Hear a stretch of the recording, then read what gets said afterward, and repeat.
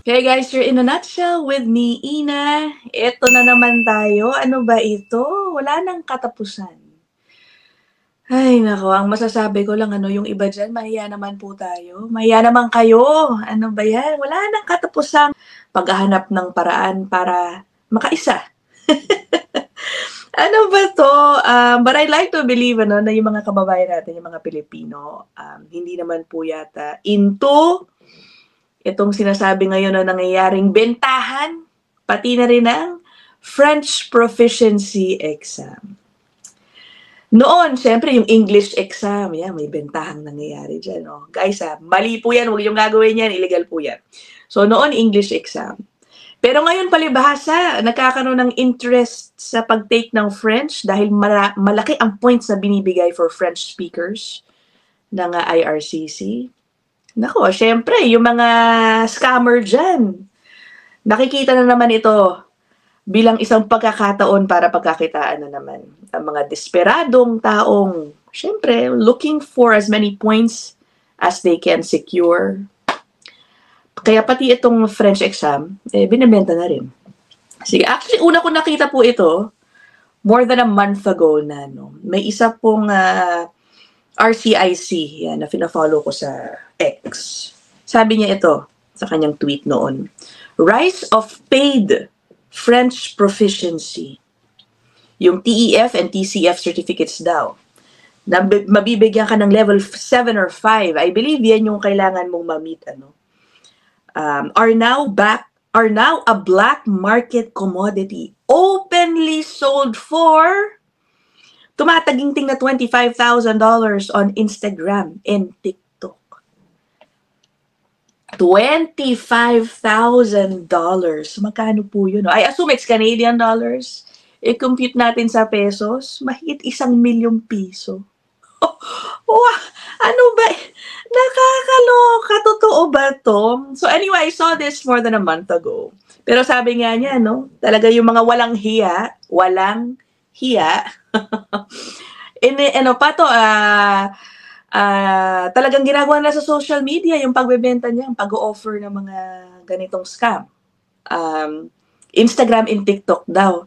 Sa totoo lang guys, hindi ako very active on Instagram, lalo na on TikTok. So at that time, sabi ko, hindi ako marunong mag-search. Paano ba ako mag-research tungkol sa mga nagbebenta niyang, yan, yung French proficiency test. In short, kaya hindi ko ginawa ng vlog noon dahil kako, hindi ako makakita ng mga accounts na sinasabi niya.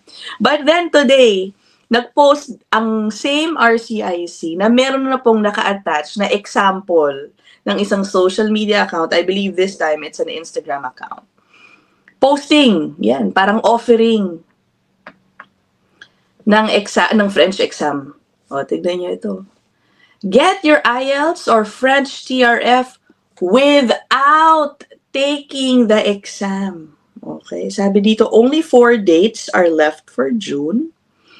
100% guaranteed results. 100% daw. 100% papasa ka kahit hindi mo kailangan i-take. In short, may iba siguro magte-take sa'yo, either yun, or siguro, Diyos ko, baka namimeki sila mismo nung certificate. Hindi ko alam. Hindi man po nakasulat doon kung paano nila manipulate this time yung sistema.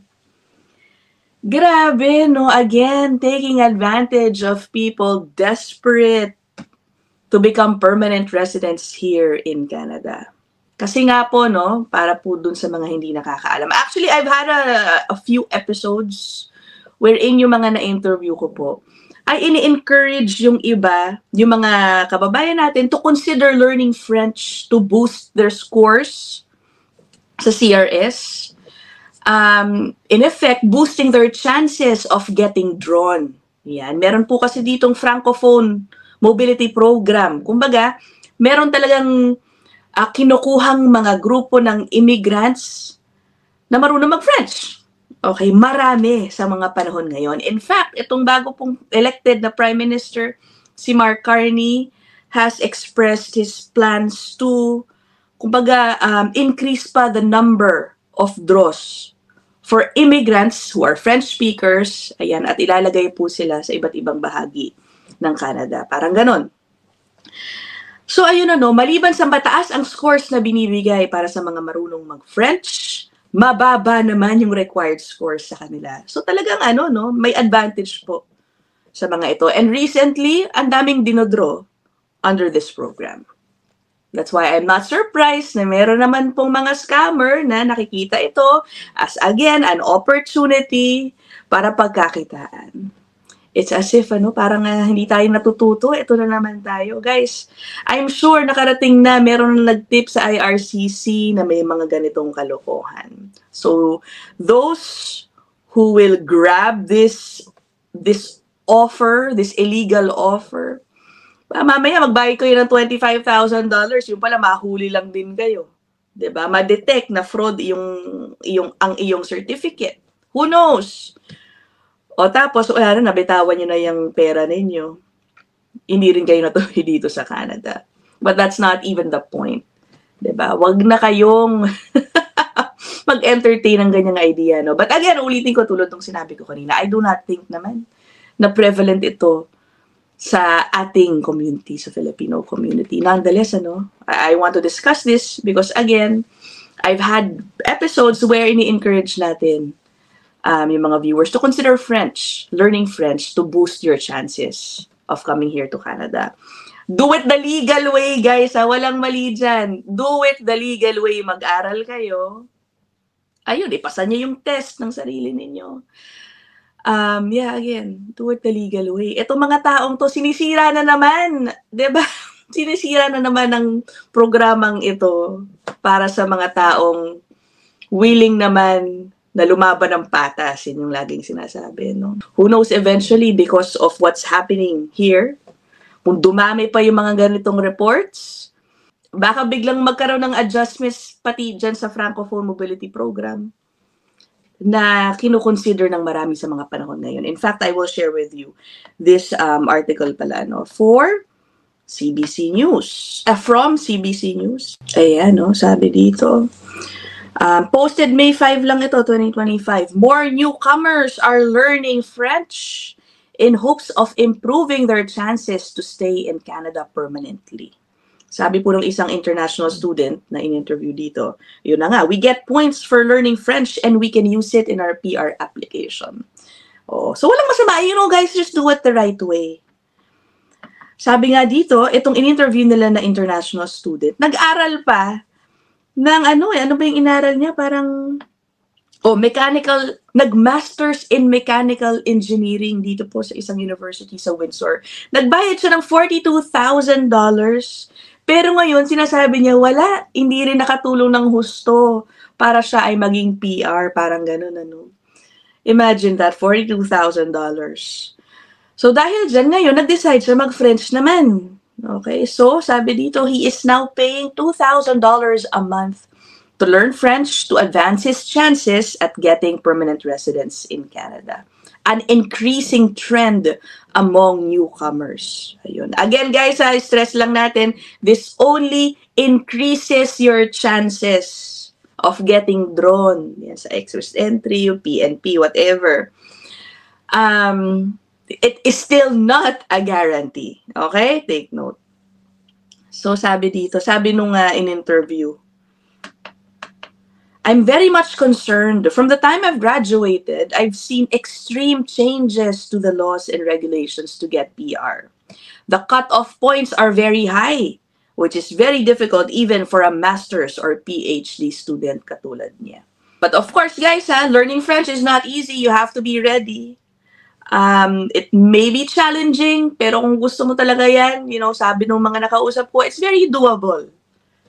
Sabi dito sa article, while struggling with the language, the international student said he has been practicing it rigorously around 2 hours every day daw to bolster his application. He worries that in the next draw, baka tumaas na naman daw yung points na kailangan. And he hopes learning French becomes his saving grace. So again, it's becoming a trend now. Kasi nga guys, kumbaga palit ang mundo ng yung mga umaasang mabunot sa mga kung ano-anong PR pathways dito. Sabi niya, kumbaga ito ang kanyang strategy. He suspects it will take him at least 6 months to reach the proficiency levels needed by the immigration department. And he wants to apply for his PR later this year kasi meron na lang daw po siyang 2 years left sa kanyang work permit. Aba, ngayon ko lang nakita to. Kalain mo. Oh, ang kinote na immigration lawyer dito, yung suki nating si Lou. Hi Lou, shout out. Sabi dito, Lou, a Toronto-based immigration lawyer, said he's been advising his clients for 2 years now to learn French as one of their backup plans. Backup plans, to improve the comprehensive ranking system scores, yung CRS scores. Diba? Ay, Lou, nasa Pilipinas po yan si Lou ngayon eh. Sabi niya, the most apparent reason being if you pursue French as a second language, essentially you stand to increase your CRS points and that increases your chances to get drawn. Oh, ito pala si Lou. Laki ng picture mo, Lou, Ayan. The other thing is that you receive the possibility of being classified as a francophone, yan, French speaker, under express entry, and that means you could benefit from francophone category-based selection, which has a lower cut-off score. Ito na nga yung sinasabi ko. Actually, isa po sila dun sa mga nakausap ko na meron akong episode. Sinasabi ko sa inyo kanina. Mababa yung cut-off score, yung mga dinodraw.